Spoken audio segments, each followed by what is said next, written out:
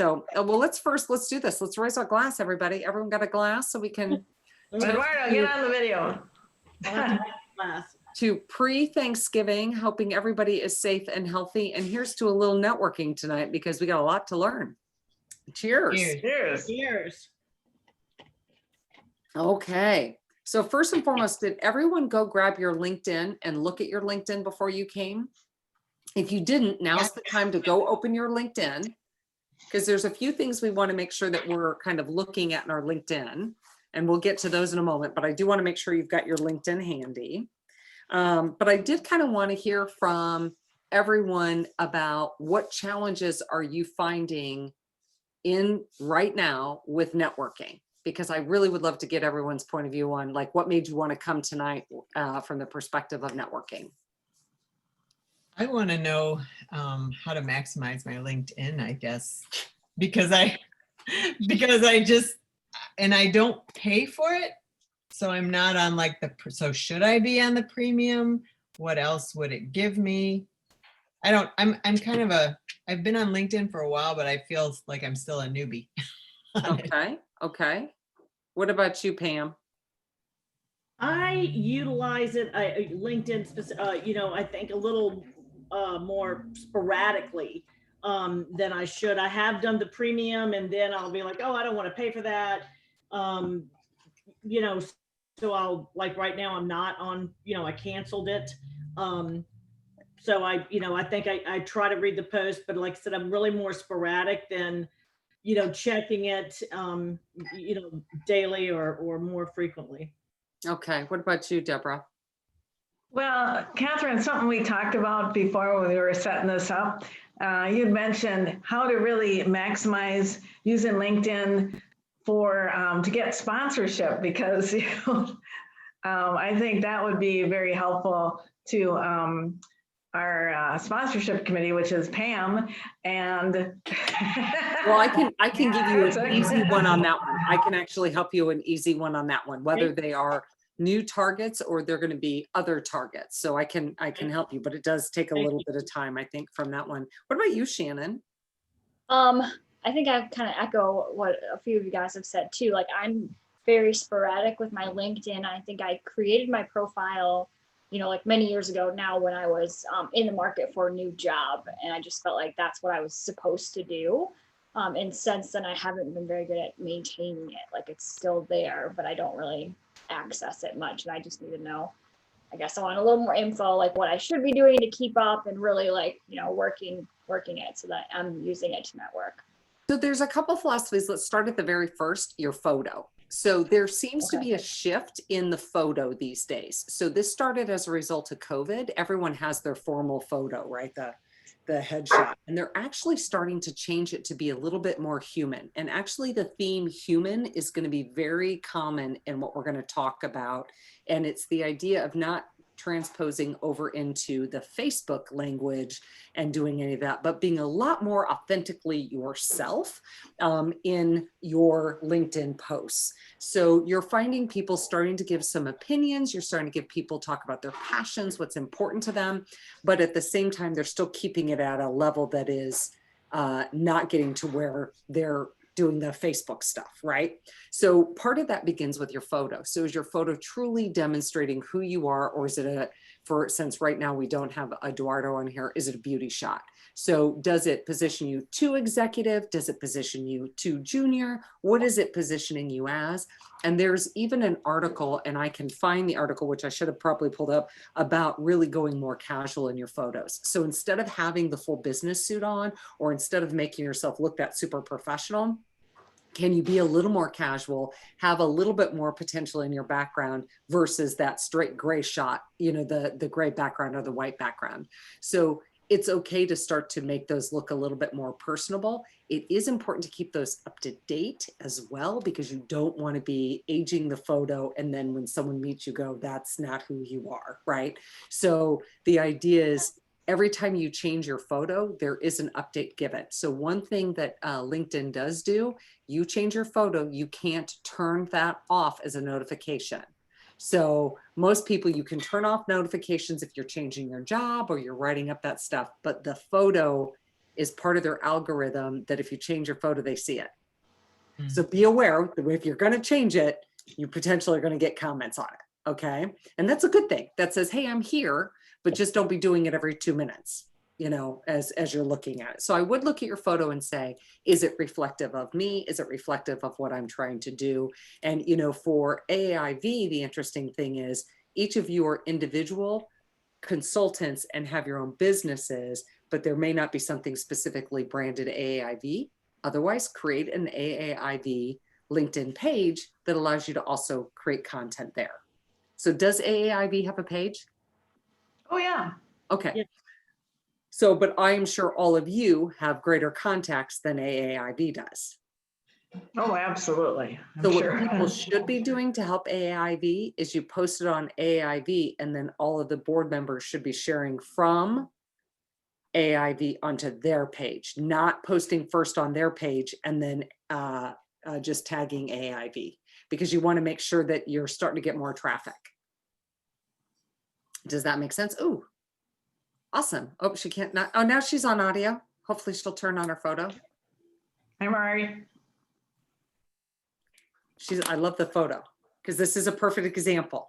So what kind of, as you're looking at your photo, what's that photo going to be that you're going to be putting on LinkedIn as you're doing And it? my photo is the headshot that I used when I was president of NABC. So I definitely should update that. Well, and it all depends on what's your brand going to be now, Cheryl. So that's the other thing, right?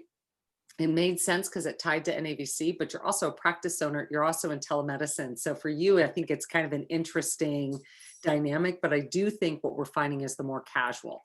So not in jeans, sweatshirts, sweatpants, casual, Right. but the idea of, how are you kind of projecting yourself? The other thing to look at is how are you describing yourself? Now, there's no rule on this one, and this one goes really weird because the notion is some people put what their current title is. Now, as DVMs, I feel like the DVM needs to show up. Now, ironically enough, there's some interesting pieces on this, or that you're, an RVT, LVT, right, Shannon? For just on the medical side, depending on if you're looking for a job outside of veterinary medicine, a lot of people are starting to take it off. I don't understand why. To me, you have the credentials, keep your credentials so that it's very clear what your title is, or it's in your name so that it's showing up. But then how you describe yourself. So some people do it by what their current job is, or a consultant, or what they're targeting. I don't think there's a big rule of thumb there, but again, start to go with what's your brand. So where are you going with your brand, and what are you trying to, and if you're a problem solver, but you're a problem solver, or if you're a consultant in what, so people have an idea, because people aren't reading your resume. So that's the one way they're finding out who you are. So mine is wrong because right now it says I'm a conversationalist. What the hell does that mean? So in that regard, that's not a good, hey, Hi, Mari. we're going through some of the basics on LinkedIn right now. So we just went through headshots because people are going more casual in their headshots than they are going the professional. Now we're talking about your title, just going through some pieces. Mine is wrong because I thought it'd be cute one day to do it, but it's actually not appropriate because I either need to put that I am a Bridge Club founder or that I'm a consultant. I can't live out of both sides. I got to figure out who I am. And I can't create something funky like storyteller or conversationalist because people go, I don't know what that is. How does that relate to me? Right? So you have to really be descriptive in what that is. And in my recommendation, just make it very clear so no one goes, huh?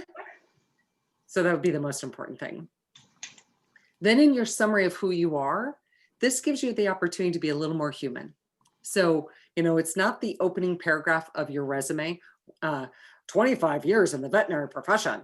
We need to be very much a little bit more of who you are. What are you committed to? What is your goal? What are you driven to do? What do you want your legacy to be? Or, what do you find fascinating from the perspective of your area of the profession? So use that as an opportunity to give a little bit of a tee up of who you are. It's almost a little bit of your mission statement and kind of your own rallying cry, if you will. So that's probably the hardest piece. And then the rest is your resume, which, by the way, no one reads. But keep it in there, keep it up to date. Don't have it age by any means. So if you are looking for a job, all you have to do is note that information is up to date. I would also encourage that you use your LinkedIn profile, make sure that is attached to your Facebook, that is attached to all your other social channels. So if people want to know who you are, they can get the real business information if you're not worried about it being public. Any questions on some of that? What about animals in the picture? I mean, So- since we're veterinarians, you know. So yes, as long as they're happy. So I will say my picture with me and Lily is terrified. Her ears down, she is terrified. And so it's not, you want to make sure you're showcasing, because people who do know veterinary medicine are going to go, that animal's scared. So make sure the happiest picture, the dog is smiling, the cat is just really cuddling nice. If you're going to have an animal in your photo, you don't have to though. You could also be, doing something else that is in medicine, but don't make it an action shot, because people want to actually see you. There are a couple of male veterinarians who've kind of done like the beefy shots. Like, yeah, I don't recommend the beefy, that kind of thing as you're doing it.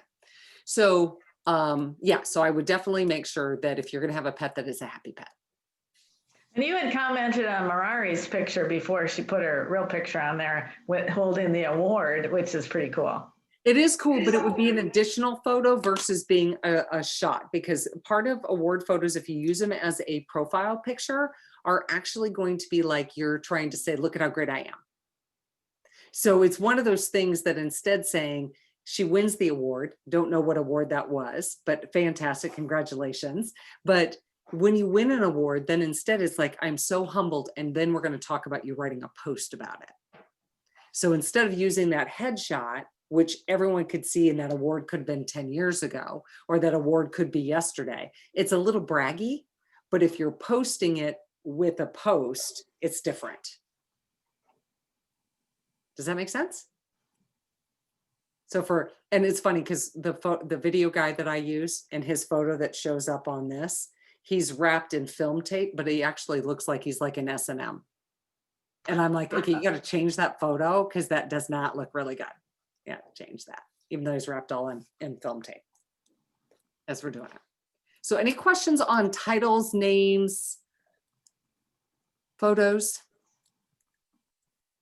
Okay, so the question is, first and foremost, what I want you to know is I do think a premium specifically for you all and getting sponsorships is really a good tool to invest in your future. And here is why.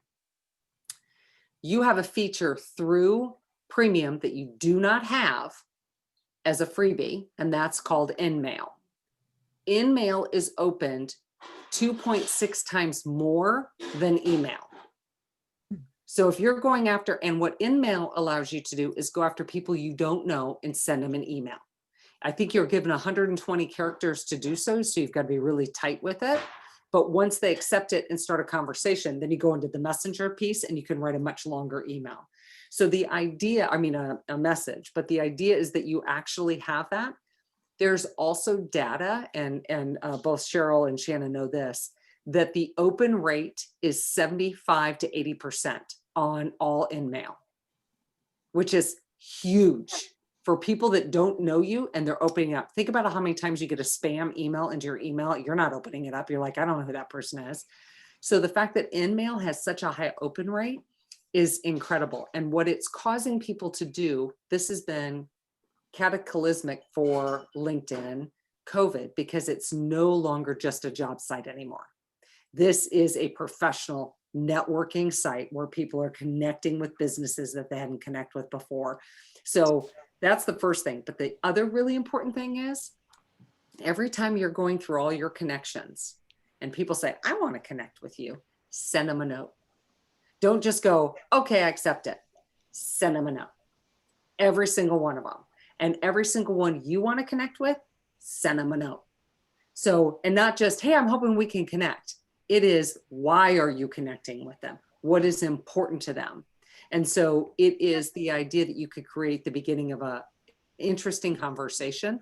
So it is as simple as, just want to make sure that, I'm on your radar. I'm hoping you and I can connect soon. I've got some things, yada, yada, yada, yada, yada. Or like I sent an email today that said, hey, recognizing, so I went to just between us and the lamppost, went to the chief marketing officer for Petco and said, because he and I had connected on InMail, and said, you know, it's been a while since we've connected, but with on the heels of Amazon's announcement that they're now doing human pharmacy, which is just a hop, skip, and a jump to pet, and with Chewy now going into teletriage, they're basically eliminating, you know, the brick and mortar. So companies are really looking at for new ways to engage. I think it's time you and I talk. You know, so the idea that there's this great opportunity to give some real perspective. What have I been reading? What has he been, you know, posting about? How am I giving him connection? Instead of just going, hey, can you call me? Because I'm a little company. Give him like actually create the content to have the engagement, but use the InMail. It is powerful. Any questions on that? Because I mean, I can't pitch this one enough. So is that People aren't different? using Is that different than just because since I don't have premium, I still am getting messages from people who I don't know. So they have premium, you don't. So they are Oh. able to send you an email, Okay. but you can only send emails to people you know. So if Like, you are I can actively talk to reaching out- them if they have it and they initiate, we can talk Yes. back and forth. However, I can't initiate. Okay. Correct. So if you were saying, I want to meet the president of, you know, I don't know who it is, Chewy, and you're like, I just want to send an email and let them know I'm such an amazing veterinarian and this is my practice and blah, blah, blah. You now have the ability, because of the fact that you've got InMail, that you could send him a note and say, hey. Now, you have to be really careful, because as you gain in your stature, people want to start to pitch you more often. You get a lot of financial planners, you get a lot of, you know, people saying they're trying to pitch their wares. And I actually manage an account for a president of a big company. And so I manage her account. So I always have to go through and go, where are the ones that are kind of uncertain, and making sure they a real connection or they a fake connection. And because of her position, I have to be careful. I only accept ones that are with her company or that are their competitors or in their stream of business. So everyone else is kicked out, because I won't do it for her safety. So it has to be for her safety. And when I worked with a military company, I had a lot of people from overseas, from countries that are not our friends, that were starting to want to be my friend. And I was like, you're not going to be my friend. So you do have to mind it very carefully to make sure that you're not getting connections that are not appropriate when you're doing it. Thank you. Any questions on that one? So let's come to the hardest one, the posts. This is the hardest one, you guys, because you actually have to actively engage on LinkedIn. And that is the notion is you can't just like someone's post, you need to comment on someone's post. And what that does is it basically changes the algorithm so that you start to rise up as that your posts are very important. Because right now, if you don't post and you're simply just liking things, if someone goes to your history, because this is what they're doing more than looking at your resume, is they're looking at how active are you? They're looking at, are you someone who's just barely managing this, or are you someone who's actively in there engaged? And if you're just simply liking things, it says, well, you're just acting like this is Facebook, instead of taking a moment to, this is why I like this post. I like that. What is the new drug that just came out from Verbeck? What's it called? The new cancer? What's that called? Dr. Sue just had a whole blog about it. She did. She did. Oh gosh. It's for mast cell tumors. I can't remember It the is, name. but it's like Stellafona, I think. Stellafona or something like that. Is that right? Does everyone know? Okay. Anyway, so the idea is when you see that post, this is, instead of just going like, it'd be, this is, you know, a game changer for the profession. Thanks, Verbeck, for your commitment. And you're making sure you're tagging the right people when you're doing it. It elevates your profile within LinkedIn. And so that's really critically important, because you want to be sure that when people are looking for something, that this is how you start to raise up in your profile. It's not like Facebook. It's not, you're not trying to get more friends. You're not trying to get more, like, you just want to make sure that when you do post something, eyeballs are seeing it, is the more important thing, so that it's carrying it forward. So you like something, someone's posted it. Not only do you like it, you try to make a comment. I don't every time, But when I know it's in the profession and so like I follow, but I mean, I am LinkedIn with many people, but when it's someone from the profession like Verbeck that just makes, I make sure I make a statement, right? Because that's good. That's good for the future of the profession. And they could go, Catherine, thanks for noting that, right? I could be one of 170 people, but they're going to go, they look. Yeah, don't they, Pam? They look, and they're not stupid. They're going, who's checking it out? But then when there's things that are super important for you, Pam, and for Deborah, and guys, as you're really, there you go. Thank you. Now we know what the name of the drug is. That's what I was gonna type it in. Good. Yeah. So write your own posts. Something is powerfully important to you based on what you consult on, based on what you're doing. Write a post. It doesn't have to be, 800 characters. It could actually be something very simple, and then link them to something bigger if that's part of it. So if you saw an article that you thought was really powerful, but you want to give a commentary on it, do that. Include a link to the article. If you want to talk about something you're really proud of, i.e., you win an award, right? You get this beautiful award. Why was that important to you? What did you have to go through? Why were you recognized? Tell that story and then show the photo. So it gives you an opportunity to brag in a different way, but like, I'm so humbled that this happened. This is, something I've been striving for years. I can't believe this ever would have happened, yada, yada, yada, right? So giving a real insight into who you are and what you're doing is really critically important. So those posts are a big deal. It's unfortunately, I actually think LinkedIn takes more work than Facebook, Instagram, Twitter all put into one, but the payoff is bigger because it's professional and you're not dealing with people going, hey, I got drunk this weekend, whatever, you're not having that. Instead, everything is more about what's going to advance the profession, what's important to the profession as you're doing it. So no peanut butter whiskey posts. No peanut butter whiskey posts, unless you have a really good toast and why the toast is important. But I mean, that would be something or why you're raising your glass. I think if it's something that is professional. So for example, we will be announcing on LinkedIn that our icon event is going to be, John Ayers. So we will use that as a vehicle to really promote what we're doing and that it is a social event, but it's to honor a man that did tremendous things for this profession, right? So it's a party. Yes, we'll have a drink. Yes, I may even, film the toast and put it out, but it's because of who he was and what he did for the profession that's why that would happen. And by the way, if you all didn't know we're doing that, yeah, we're doing that. That's going to be super cool. We're just finalizing the date. And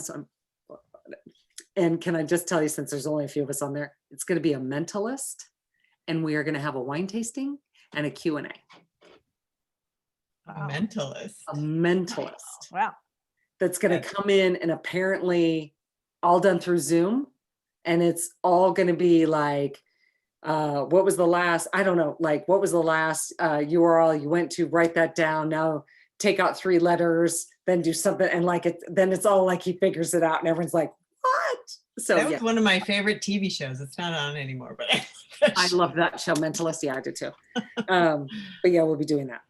So that's my next piece of advice is send those, really be using the post as an opportunity to sell your message as consultants, as independent veterinarian. I mean, it's really, our industry of veterinarians, it's really critically important that we get the voice out there, because the more we're talking, the more other professionals see it. And remember, professionals are also pet owners. So it's really critically important as you're doing it.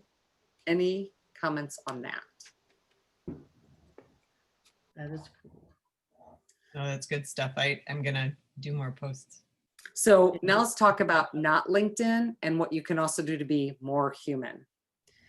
Okay, so without LinkedIn, what is also happening is we've really become a much more empathetic population, well, despite what you read on Facebook, okay? So I think that people really do want to rally around their tribe. And so when you're doing a email for business purposes, it is completely acceptable to actually start very personal, but not personal meaning I just had hip surgery, more like personal. I hope everybody's really safe. I know we're coming into the holiday. Just really want you to know I'm going to take a few days off, but thought maybe it'd be great for us to connect when I come back because I think we all need a break. That's pretty personal, but not getting too personal, right? I have had more luck indicating to people, we're all going on a break. We all need it. How about we try to reconnect after the break? And it's amazing the number of people I get to email me back. It is shockingly how many I get to email me back, because I think part of it is recognizing you're going to take time off. I'm going to take time off. And then we also recognize that Monday we all come back is going to be a shit show. So let's just try to line up for like Thursday. And if you're real honest with people about understanding the work environment, it's amazing how they'll be much more responsive. And also give them a long leash in the next 2 weeks. If you give them that long leash, instead of it's Wednesday, hey, can you meet this week? People go, no, I can't meet this week. So from a networking perspective, our emails make a big deal there. So the other thing, this is going to sound super stupid and super corny, but a handwritten note goes a really far way today. It's old school. And yes, it costs you, I don't even know the cost of a stamp right now, but I can tell you that an old school thank you note, an old school I'm thinking of you, will do wonders in this digital age. So if there is someone you're trying to connect with and you happen to know their information, now is the time to send them a note, because they'll be shocked and you'll stand out because nobody's doing it. Though I am wondering if we're going to get more Christmas cards than we've ever gotten before this year, or holiday Hanukkah cards. I'm just curious if we are. What do you guys think? I don't know. I've got some. I don't know. I'm curious. I can't even like wrap my mind around buying gifts right now, because I'm not going to be probably with my kids, or it's just weird. And I'm not used, because we're used to having a huge, Christmas, all the kids come and we all are around the tree. And yeah, I'm Jewish, but we do a Christmas thing because my husband isn't. But anyway, so I can't wrap my head around buying presents. But I was with my mom today and I said, Mom, I'm going to get you slippers. I'm ordering right now for Hanukkah. So at least I get one gift. No, I think it's really, really critically important. So be thinking through. And so what are you going to do for your current client base?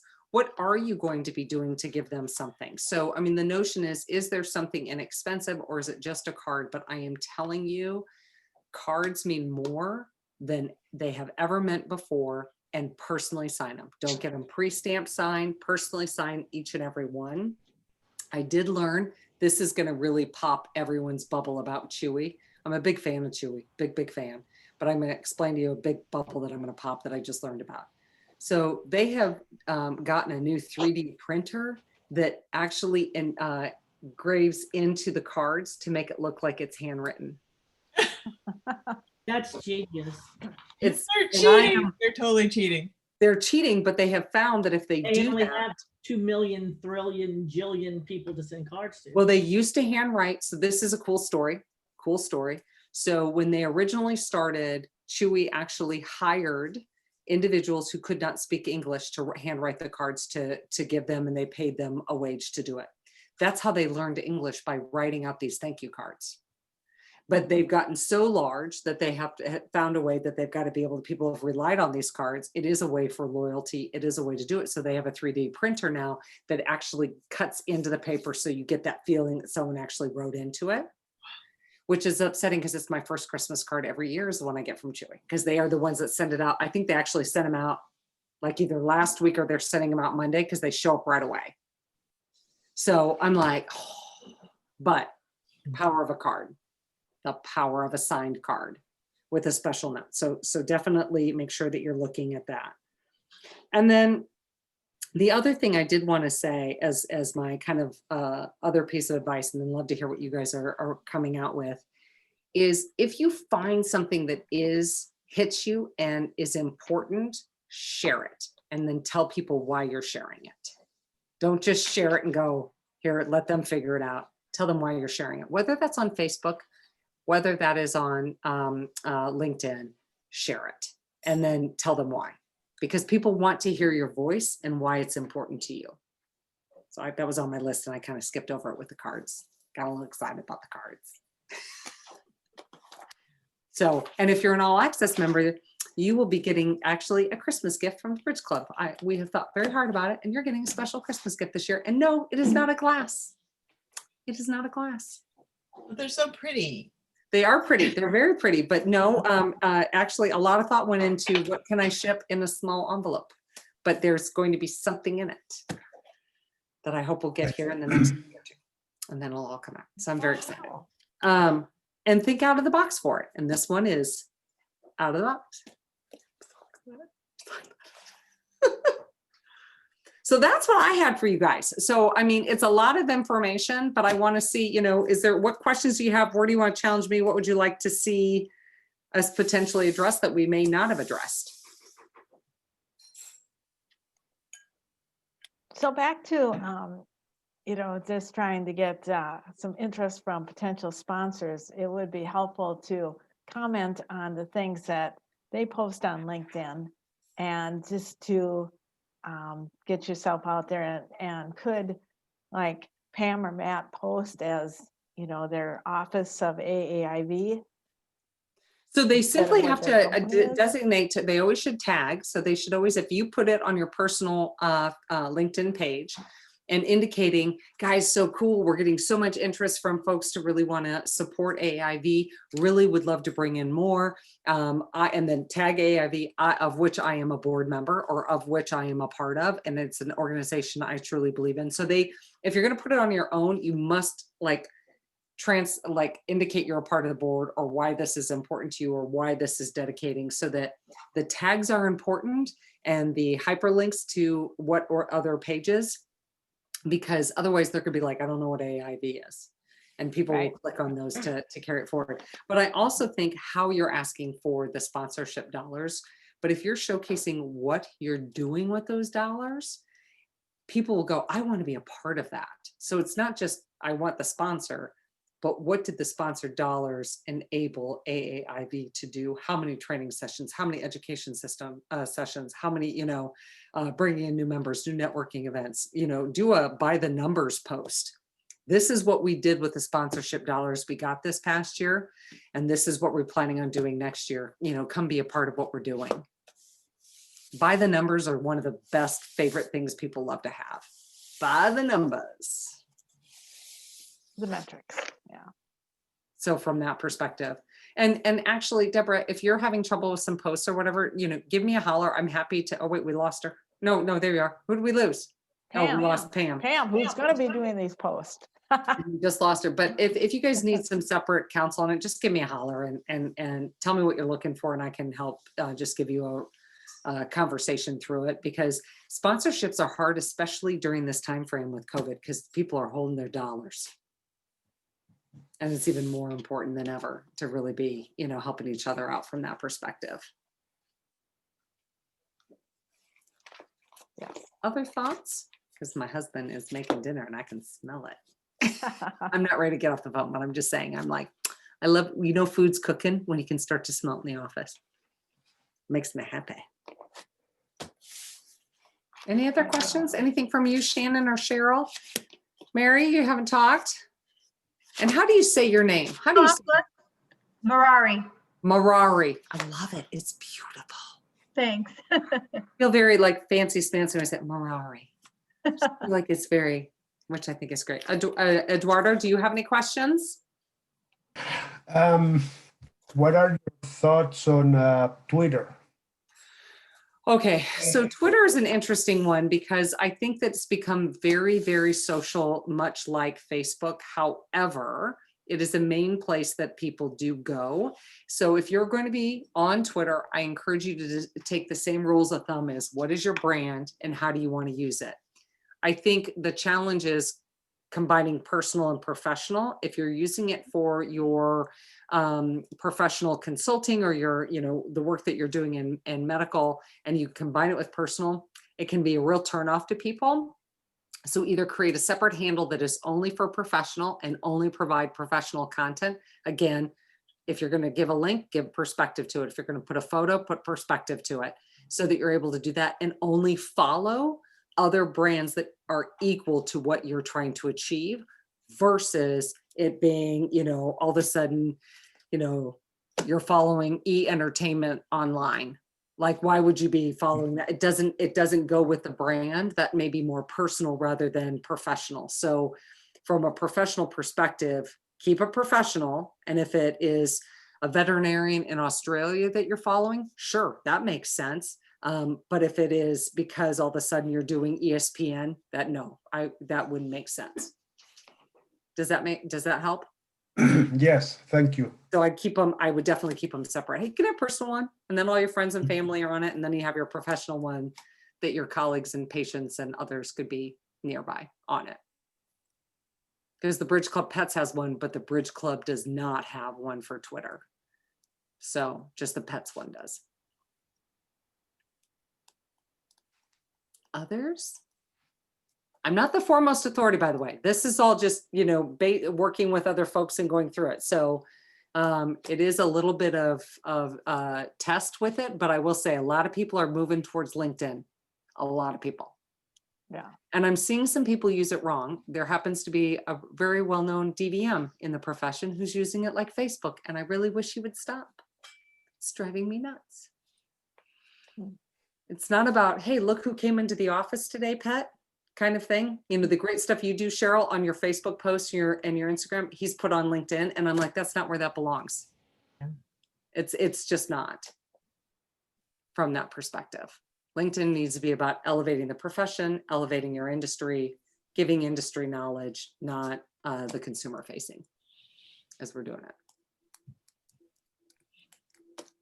Boy, you guys are such a talkative bunch tonight.